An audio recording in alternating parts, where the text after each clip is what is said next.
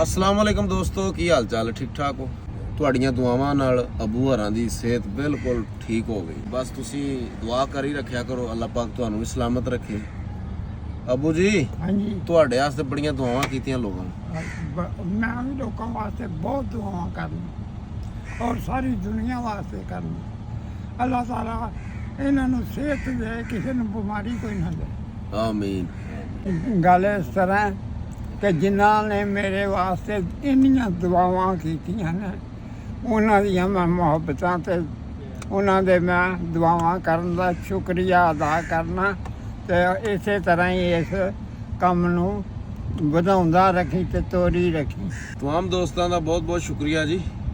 ਅਸੀਂ ਅੱਜ ਚੱਲੇ ਆ ਇੱਕ ਇੱਥੇ ਰਿਕਾਰਡਿੰਗ ਪੰਜਾਬੀ ਆਰਫਾਨਾ ਕਲਾਮ ਵਾਸਤੇ ਤੇ ਸਾਡੇ ਨਾਲ ਬਾਬਾ ਜੀ ਵੀ ਮੌਜੂਦ ਨੇ ਜਿਹੜੇ ਮੇਰੇ ਨਾਲ ਵੀਡੀਓ ਚ ਹੁੰਦੇ ਨੇ। ਹਾਂਜੀ ਬਾਬਾ ਜੀ, ਕੀ ਹਾਲ ਚਾਲ ਹੈ? ਬੜਾ ਚੰਗਾ ਜੀ, ਠੀਕ ਠਾਕ? सब खैर खरीत है? करम में माला मजे ने पूरे। दुआवां ਇਹ ਜਨਾਬ ਬਜ਼ੁਰਗ ਜਿੰਨੇ ਵੀ ਨੇ ਇਹ ਕਲਾਮ ਸੁਣਦੇ ਰਹਿਣ ਤੇ ਬੜੇ ਚੰਗੇ ਰਹਿੰਦੇ ਨੇ ਤੇ ਅੱਲਾਹ ਪਾਕ ਇਹਨਾਂ ਦੀ ਵੀ ਹਯਾਤੀ ਕਰੇ। ਤੇ तमाम ਦੋਸਤਾਂ ਦਾ ਬਹੁਤ ਬਹੁਤ ਸ਼ੁਕਰੀਆ। ਜਿਹੜੀ ਡਾਕਟਰਾਂ ਦੀ ਦੁਆ ਹੈ ਨਾ, ਉਹਦੇ ਨਾਲੋਂ ਬਹੁਤੀ ਤੁਹਾਡੀ ਜਿਹੜੀ ਦੁਆ ਹੈ ਉਹ ਕੰਮ ਕਰ ਗਈ ਹੈ। ਬਹੁਤ ਬਹੁਤ ਸ਼ੁਕਰੀਆ ਜੀ तमाम ਦੋਸਤਾਂ ਦਾ। ਠੀਕ ਹੈ ਜੀ ਅਬੂ ਜੀ, ठीक है जी, ਚਲਿਏ। चलो ਉਹ ਨਾਲ ਪੁੱਤਰਾ जग ते शान सारी फब्बन पुत्रा नाल सवारियां नी वारस नस्ल दे पुत सदान इथे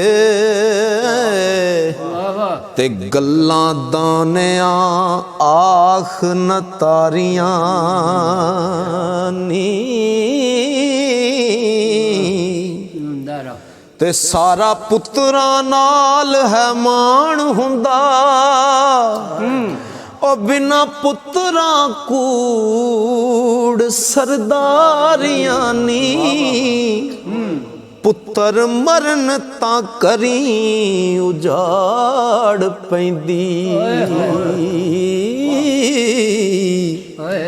बिना पुत्रा सदा खुआरियां नी